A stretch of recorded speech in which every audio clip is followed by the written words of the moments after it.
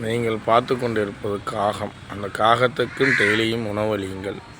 உங்கள் முன்னோர்கள் அதில் ஏற்றுக்கொள்வார்கள். அதனால தான் காகத்திற்கு சாதம் வைத்து கொள்கிறோம்.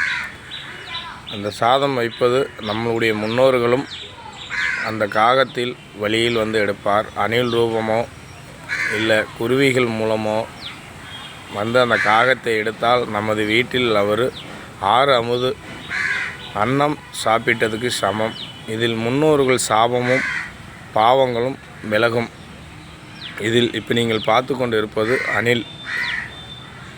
இந்த அணில் வந்தாலே அந்த 6 அமுத படைத்த நமது குடும்பத்தில் உள்ள அனைவருக்கும் உள்ளமும் மகிழும். அந்த அணில் ரூபமாக நம்மளுடைய குலதெய்வம் அதை ஏற்றுக்கொள்கிறார். அந்த பிரசாதத்தை சாப்பிட்றார். இதில் முன்வினை செய்த பாவங்கள் அகலும். அன்றாடம் நமது எச்சிப்படாமல் சாப்பிட்ட உணவை காகங்களுக்கு வைக்கும் உணவு தான் இது. இதில் எந்த ஜீவராசிகள் எடுத்தாலும் நமது குடும்பத்துக்கு நன்மை உண்டு.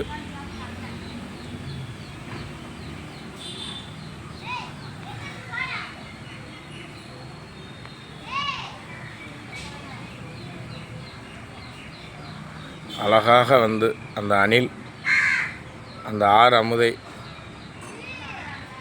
அவர் பசியாற்றிக் கொள்கிறார். அவர் பசியாறினாலே நம்மளுக்கு குடும்பத்தில் உள்ள அனைத்து துன்பமும் விலகி குடும்பத்தில் பட்டி பெருகி பாலார் செல்வத்தை கொடுப்பார். திருச்சிற்றம்பலம். ஓம் சரவண பவாய நம. ஓம் சரவண பவாய நம. ஓம் சரவண பவாய நம.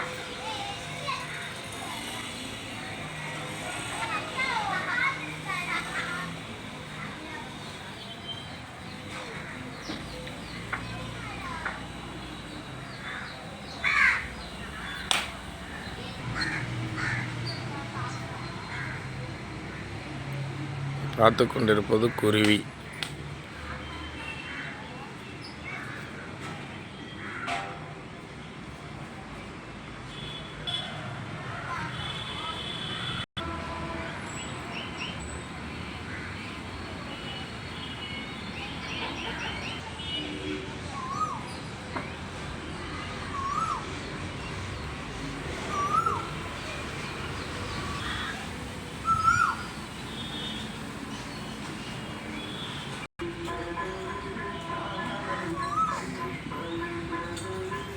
முருகனின் வாகனம் சேவல்.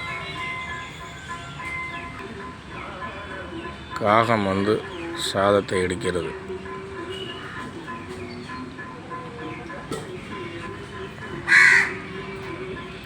அவர் இன்னொரு துணையும் கூப்பிடு.